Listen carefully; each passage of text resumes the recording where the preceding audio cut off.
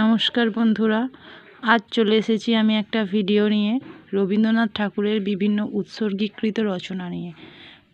কড়ি ও কোমল উৎসর্গ করেছিলেন সত্যেন্দ্রনাথ ঠাকুরকে। রাজা ও রানী উৎসর্গ করেছিলেন দ্বিজেন্দ্রনাথ ঠাকুরকে। বিসর্জন উৎসর্গ করেছিলেন সুরেন্দ্রনাথ ঠাকুরকে। যুরপ্রবাসীর পত্র উৎসর্গ করেছিলেন জ্যোতিরিন্দ্রনাথ ঠাকুরকে। পঞ্চভূত মহারাজ শ্রী জগদীন্দ্রনাথ রায় বাহাদুরকে উৎসর্গ করেছিলেন। সোনারতরী উৎসর্গ করেছিলেন দেবেন্দ্রনাথ সেনকে। চিত্রাঙ্গদা উৎসর্গ করেছিলেন অবনীন্দ্রনাথ ঠাকুরকে। গোড়ায় গলদ উৎসর্গ করেছিলেন প্রিয়নাথ সেনকে।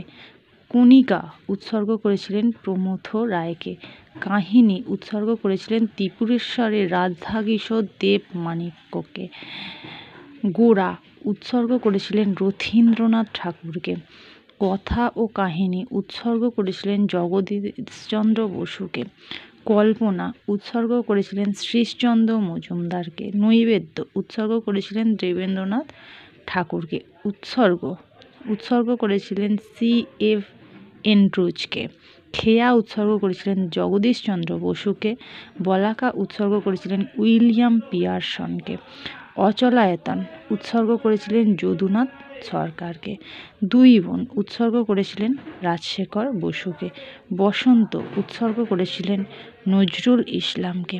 শ্যামলী উৎসর্গ করেছিলেন শ্রীমতী রানী মহলানবিশকে।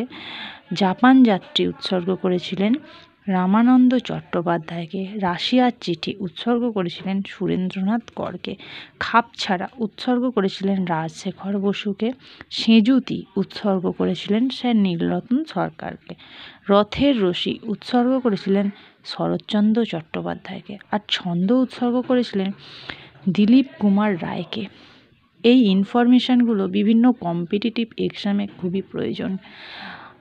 আবার আসবো পরের ভিডিও নিয়ে।